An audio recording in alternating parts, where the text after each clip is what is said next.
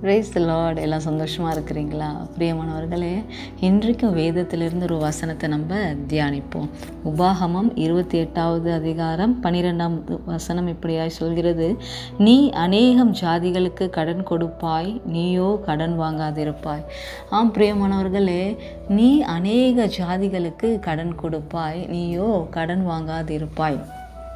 Sister, வசனம் என்னமோ நல்லா தான் இருக்குது, ஆனால் நான் கடன் வாங்குறவளாக தான் இருக்கேன், வாங்குறவனாக தான் இருக்கேன் அப்படின்னு சொல்லி நீங்கள் நினைக்கிறீங்களா? இல்லை பிரியமானவர்களே, ஆண்டவர் உங்கள் வாழ்க்கையை மறுரூபமாக்குறதுக்கு தான் ஒவ்வொரு நாளும் நம்ம வேதத்தை தியானித்து கொண்டு இருக்கிறோம், நம்ம ப்ராக்டிஸ் பண்ணி கொண்டு இருக்கிறோம். இன்றைக்கு அநேக ஜாதிகளுக்கு கடன் கொடுக்கிறவர்களாய் உங்களை மாற்றப் போகிறார் ஆண்டவர். ஆமாம் தானுங்க? விசுவாசிக்கிறீங்களா? நீங்கள் விசுவாசித்தால் தேவனுடைய மகிமையை காண்பீர்கள். ஆம் பிரியமானவர்களே, எவ்வளோ இன்கம் வாங்கினாலும் செலவு அதுக்கு ஈக்குவலாக வருது சிஸ்டர். எப்படி இது பேலன்ஸ்டு லைஃபாக என்ன நடத்துறதுன்னு எனக்கு புரியல சிஸ்டர்.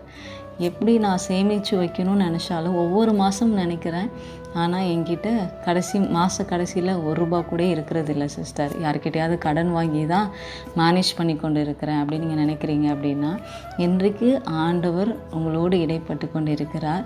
இனி நீ கவலைப்பட தேவையில்லை. ஏனென்றால் ஆண்டவரை முன்பாக வைத்து அவர் உன் வாழ்க்கையில் ஆலோசனை கர்த்தராக இருந்து செயல்படும் போது உன் குடும்பத்தில் என்ன தேவை இருக்கிறதோ அந்த தேவைகளை பூர்த்தி செய்து மீதம் எடுக்க ஆண்டவர் கிருபை பாராட்டுவார். ஆம் பிரியமானவர்களே, நீங்கள் விசுவாசிங்க, ஆண்டவர் பெரிய அற்புதத்தை உங்கள் வாழ்க்கையில் செய்ய போகிறார். எப்படி நடத்தணுன்ற ஆலோசனையை கர்த்தர் உங்களுக்கு தருவார். அவர் முன்பாக நீங்கள் வைத்து போங்க. நான் கடன் வாங்கக்கூடாது இந்த மாதம் அப்படின்னு ஃபஸ்ட்டு நீங்கள் நிர்ணயித்து நீங்கள் வந்து நடத்தி செல்லுங்க. ஆண்டவர் உங்களுக்கு கிருபை பாராட்டுவார். நம்ம வந்து யார்கிட்ட கடன் வாங்கலான்னு தான் நம்ம அநேகர் வந்து யோசிக்கிறோம். நம்ம ஒரு தீர்மானம் எடுப்போம். ஆண்டவரே, இனி நான் கடன் வாங்கக்கூடாது, நீங்கள் என் கூட இருக்கிறீங்க, நீங்கள் எல்லாவற்றையும் உருவாக்கினவர் நீங்கள், நான் கடன் வாங்கக்கூடாது அப்படின்னு சொல்லி நீங்கள் ஒரு தீர்மானம் எடுங்க. ஆண்டவர் உங்கள் தீர்மானத்தை நிறைவேற்றுவாருங்க. அநேக ஜாதிகளுக்கு கொடுக்குற கரங்களாய் உங்கள் கரங்களை மாற்றுவாருங்க. அதனால் எதை குறித்து கவலைப்படாதீங்க. என்னோடு கூட ஒரு சிறிய ஜெபம் பண்ணுங்கள். ஆண்டவர் உங்களோடு இருக்கிறார். உங்களுக்கு கடன் பிரச்சனை இருந்துச்சு அப்படின்னா அந்த கடன் பிரச்சனையும் சரி பண்ண ஆண்டவர் கிருபை பாராட்டுவார். ஜெபிக்கலாமா? அன்பின் ஆண்டவரே, இன்றைக்கும் என்னோடு கூட அப்பா அந்த யூடியூப் வாயிலாக இணைந்திருக்க ஒவ்வொருவரையும் இந்த கருத்தில் ஒப்பு கொடுக்குறோம் ராஜா. அப்பா, ஒவ்வொரு மாதம் எவ்வளோ சம்பளம் வாங்கினாலும் பத்தலைன்னு சொல்கிறாங்க. அப்பா தேவனே, இதை எப்படி நடத்தி சொல்கிறது? இந்த சேலரி வச்சு நான் வந்து நடத்தி சொல்கிறது குடும்பத்தை என்று தெரியாது ஆண்டவரே கலங்கி தவிக்கிறாங்கப்பா. வீட்டு வாடகை கட்ட முடியல, ஸ்கூல் ஃபீஸ் கட்ட முடியல, சாப்பாடு தேவைகளை சந்திக்க முடியல, ட்ராவல் எக்ஸ்பென்சஸ் என்னால் சமாளிக்க முடியல. ஐயோ, இந்த சேலரி வாங்கி 5 நிமிஷம் கூட இல்லை, எல்லாத்துக்கும் பங்கு பிரித்து கொடுத்துறேன்னு சொல்லி கதறாங்க அப்பா. ஆமாண்டவரே, இப்படிப்பட்டு இருக்கிற அப்பா இந்த ஜனங்களை ஒரு விசையாய் நோக்கி பாருங்க அப்பா. வழி நடத்துறதுக்கு யாரும் இல்லை. நான் வாங்குகிற சம்பளம் அப்படியே போயிடுது, மீதம் எடுக்க என்னால் முடியல, என் எதிர்காலம் என்ன ஆகுமோ அப்படின்னு சொல்லி கலங்கி தவிக்கிறாங்கப்பா. தேவனே, இவர்கள் மீது மனது இறங்குங்க அப்பா. அப்பா, இவர்களுக்கு ஆசீர்வதிங்க ஆண்டவரே. நீர் ஆலோசனை கர்த்தராக இருந்து செயல்படுத்துங்க அப்பா.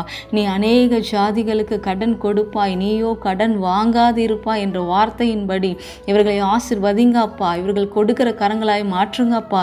இவர்களுக்கு என்னென்ன கடன் பிரச்சனை இருக்கிறதோ அப்பா, அந்த கடன் பிரச்சனையை நீக்க என் தெய்வ நீர் வழிவாசலை உண்டு பண்ணும்படியாய் ஜெபிக்கிறோம் அப்பா. ஆண்டவரே, என்னால் முடியல, திராணிக்கு மேலாக நான் சோதிக்கப்படுறேன், எனக்கு திராணியே இல்லை சிஸ்டர், இந்த கடனை நான் எப்படி அடைக்க போகிறேன்னு தெரியல, இன்னும் யார்கிட்டையாவது லோன் கிடைக்குமா, கடன் கிடைக்குமான்னு எதிர்பார்த்து கொண்டு இருக்கிறேன் என்று சொல்கிற ஒவ்வொரு மகள்களுக்கும் என் தேவன் தாமே அப்பா உம்முடைய கரத்தை தொட்டு அவர்களை ஆசீர்வதிங்க அப்பா. நீங்கள் ஆசீர்வதிங்க ஆண்டவரே. தேவைகளை எல்லாம் நான் பார்த்து கொள்கிறேன்னு ஒரு வார்த்தை சொல்லுங்க அப்பா. அவர்களுக்கு ஆலோசனை கர்த்தராக இருந்து நீங்கள் வழி நடத்துங்க ஆண்டவரே. இனி அப்பா உம்முடைய பிள்ளைகள் யாரிடமும் கடன் வாங்காதபடிக்கு என் தேவன் தாமே அவர்கள் கரங்களை அப்பா அவர்கள் வருவாய் நீர் ஆசீர்வதித்து தரும்படியாய் ஜெபிக்கிறோம் அப்பா. வருகிற நாட்கள் அப்பா இவர்கள் சாட்சி சொல்லணும் அப்பா.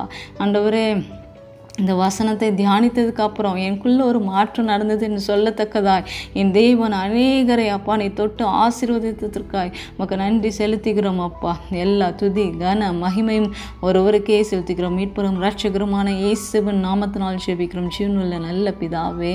ஆமேன் ஆமேன். God bless you all.